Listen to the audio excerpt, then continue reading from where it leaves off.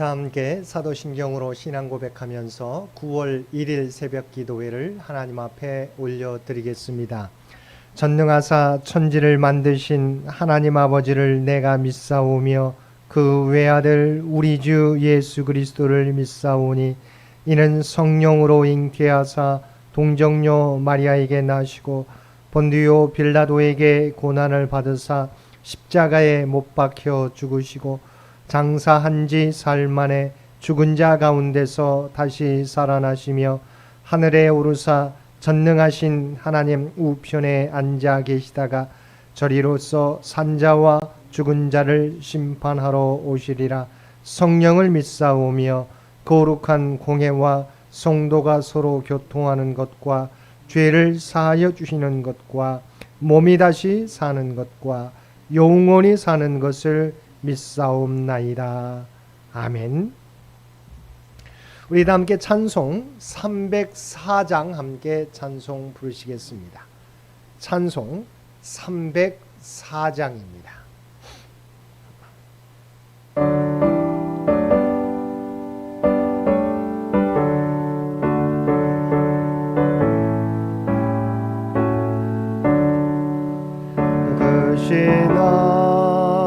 하나님의 사랑 말로 다 영영 못하네. 저 높고 높은 별을 넘어 이 낮고 낮은 땅 위에 죄범한 영혼 구하려 그 아들 보내사 화목제물 삼으시고 죄 용서하셨네.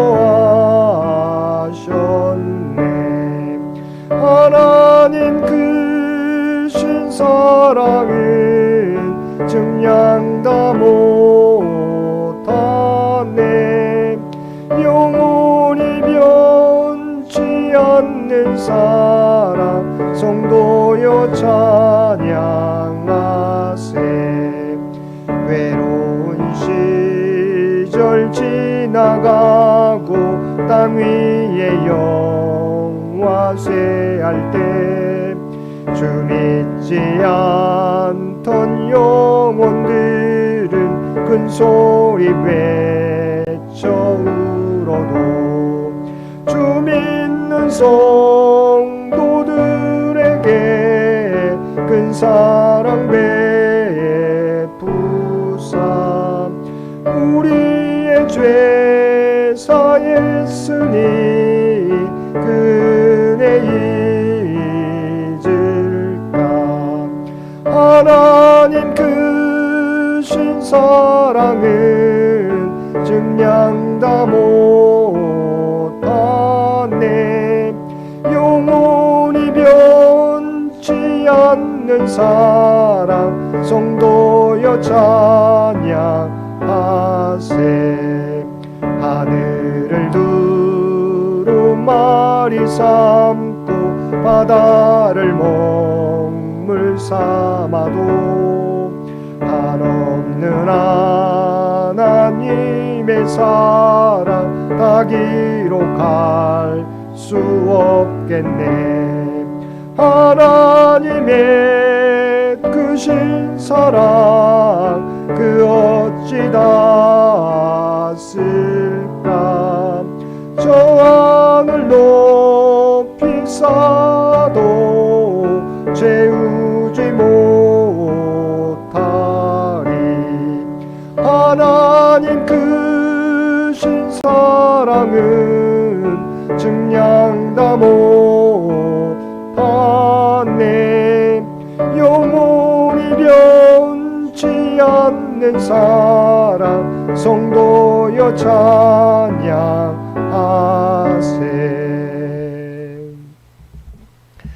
오늘 우리에게 주신 하나님의 말씀 신약 성경 히브리서 1장 1절에서 14절까지 말씀입니다. 신약 성경 제가 가지고 있는 성경으로는 353페이지에 있습니다. 아마 그 근처에 있으리라 생각합니다. 353페이지 히브리서 1장 1절에서 14절까지 말씀입니다. 우리 주신 말씀 히브리서 1장의 말씀 한 절씩 교독합니다. 옛적의 선지자들을 통하여 여러 부분과 여러 모양으로 우리 조상들에게 말씀하신 하나님이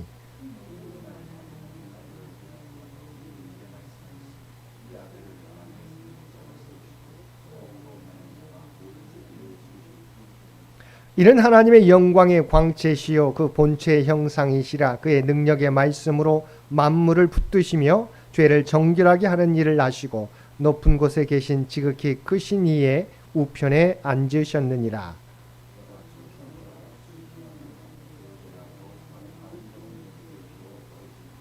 하나님께서 어느 때 천사 중 누구에게 너는 내 아들이라 오늘 내가 너를 낳았다 하셨으며 또다시 나는 그에게 아버지가 되고 그는 내게 아들이 되리라 하셨느냐.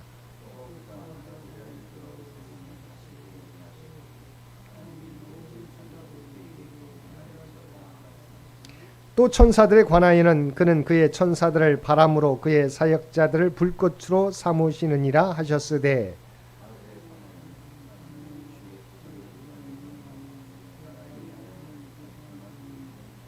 주께서 의를 사랑하시고 불법을 미워하셨으니 그러므로 하나님 곧 주의 하나님이 즐거움의 기름을 주께 부어 주를 동류들보다 뛰어나게 하셨도다 하였고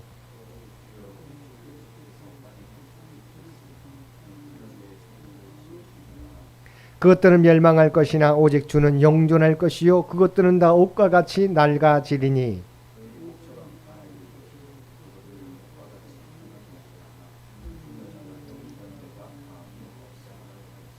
어느 때 천사 중 누구에게 내가 내 원수로 내 발등상이 되게 하기까지 너는 내 우편에 앉아 있으라 하셨느냐. 모든 천사들은 섬기는 영으로서 구원받을 상속자들을 위하여 섬기라고 보내심이 아니냐. 아멘. 오늘도 새벽을 깨우고 금요일 하루를 말씀과 기도로 시작하는 우리 모든 성도들 가운데 하나님의 놀라운 은혜가 언제나 함께하여 주시기를 주님의 이름으로 간절히 축원드립니다. 오늘부터 히브리서의 말씀을 가지고 함께 은혜를 나누겠습니다. 히브리서는 그리스도교로 개종하였으나 다시 유대교로 돌아가려는 유혹에 직면한 히브리 성도들을 대상으로 한 서신이며 그들 하여금 핍박과 유혹에도 불구하고 그리스도께 대한 신앙을 굳게 지키도록 권면하기 위한 목적으로 기록된 서신입니다. 이런 기록 목적에 따라서 히브리서 기자는 본 서신의 내용을 그리스도의 우월성을 변증하는데 상당한 분량을 할애하고 있으며 그리스도의 우월성에 대한 변증은 곧 성도들이 인내로서 믿음을 지켜야 한다고 하는 권면의 근거가 되었습니다. 한편 히브리서는 비록 서신서이지만 신약 성경의 다른 서신서들과 형식에 있어서 약간의 차이가 있습니다. 즉 본서에는 대부분의 다른 서신서들의 서두에 나오는 발신자와 수신자 표기, 인사말 및 축도가 없다는 것입니다. 그래서 히브리서의 저자가 누구인지는 하나님만이 아신다고 학자 오리게는 말하였습니다. 먼저 본문은 예수님의 신분과 구원자로서의 우월성을 다루고 있습니다. 1절과 2절을 보면 하나님께서 누구를 통하여 당신의 뜻을 계시하셨는지 알 수 있습니다. 하나님께서는 옛적 곧 구약시대 동안에는 선지자들을 통해 여러 부분과 여러 모양으로 말씀하셨습니다. 그리고 마지막 날 곧 신약시대에는 예수 그리스도를 통해 말씀하셨습니다. 이러한 사실에서 볼 때는 구약 선지자들과 예수님 모두 하나님의 말씀 전달자라는 면에서 같다고 할 수 있습니다. 그러나 양자 사이에는 도저히 뛰어넘을 수 없는 극명한 차이점이 있습니다. 그것은 구약시대 선지자들은 하나님의 말씀을 전달하였지만 예수께서는 이 땅에 오셔서 예언된 말씀을 성취하셨다는 것입니다.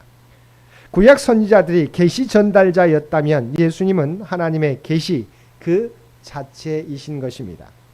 2절 하반절에 보면 이 아들을 만유의 상속자로 세우시고 또 그로 말미암아 모든 세계를 지으셨느니라고 했습니다. 이는 예수께서 하나님과 함께 창조하신 피조 세계 전체의 상속자가 되심을 보여주는 말씀입니다. 요한복음 1장 3절 말씀입니다. 만물이 그로 말미암아 지은 바 되었으니 지은 것이 하나도 그가 없이는 된 것이 없느니라. 그리고 로마서 11장 36절 말씀입니다. 이는 만물이 주에게서 나오고 주로 말미암고 주에게로 돌아감이라. 그에게 영광이 세세에 있을지어다. 아멘.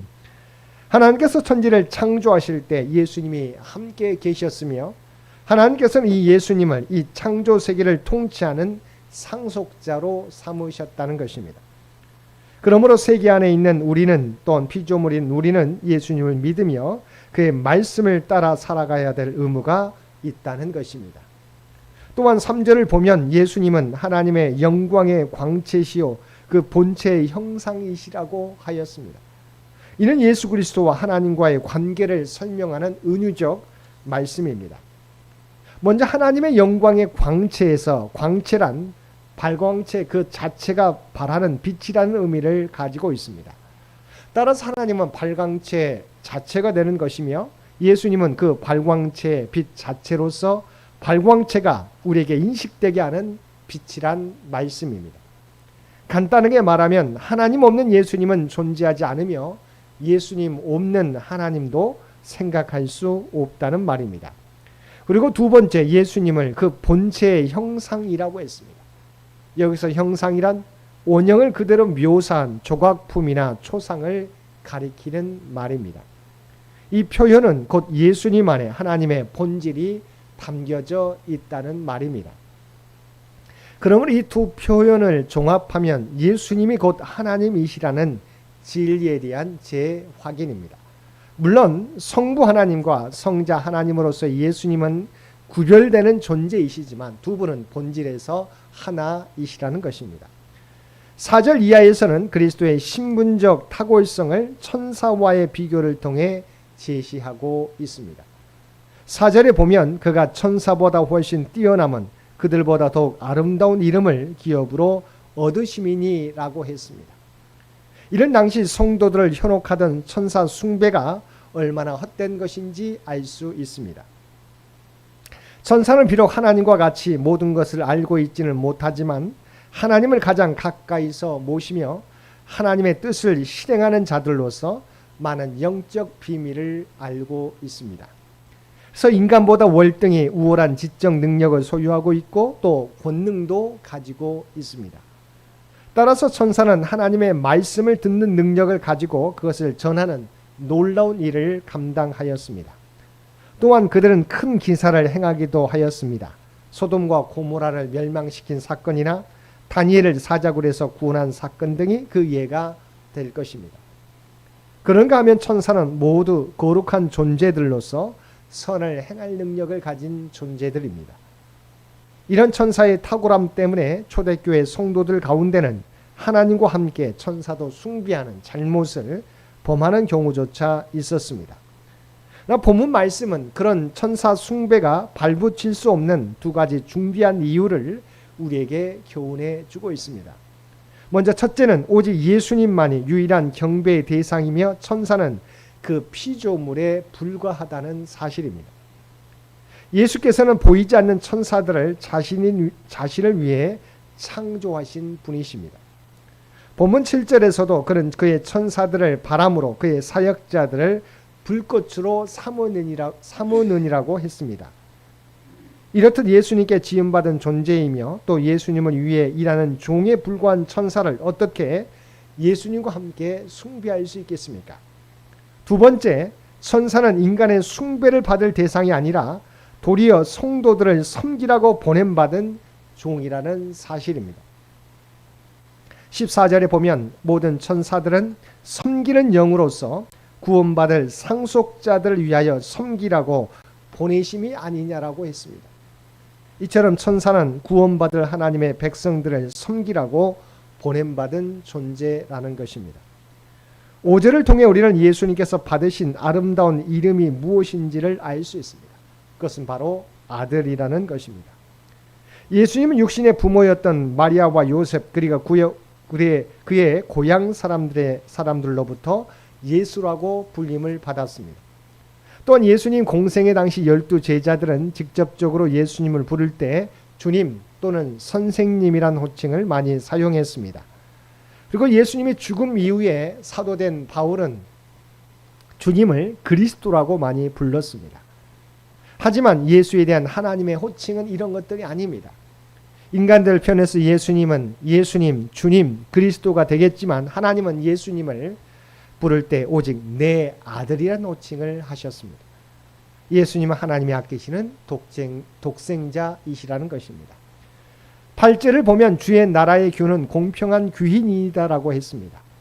여기서 규는 고대 세계에서 왕이나 관리들이 자신의 신분을 나타내기 위해 지니고 다녔던 짧은 지팡이를 가리킵니다.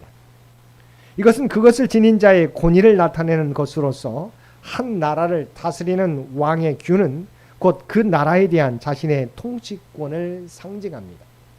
그런데 주님 나라의 규는 공평하다는 것입니다. 주님께서 좌로나 우로나 치우치지 않으신 채 옳고 정직하고 의롭고 공평하게 그의 나라를 통치하시고 계신다는 것입니다. 10절에서 12절에서 히브리서 기자는 그리스도께서 태초에도 계셨고 영존할 것이요 여전하여 연대가 다함이 없으리라고 하였습니다. 이는 천사보다 우월하신 그리스도의 존재의 영원성과 불변성에 대한 표현입니다. 이러한 표현들 속에서 우리는 과거, 현재, 미래를 통과하는 그리스도의 영원성과 불변성에 대한 깊은 이해를 할 수 있습니다. 이것이 바로 예수 그리스도께서 그 어떤 존재보다 우월하신 이유입니다. 천사도 피조물입니다. 영혼 속에서 존재하던 존재가 아니라 시간이란 틀 속에서 생겨진 존재입니다.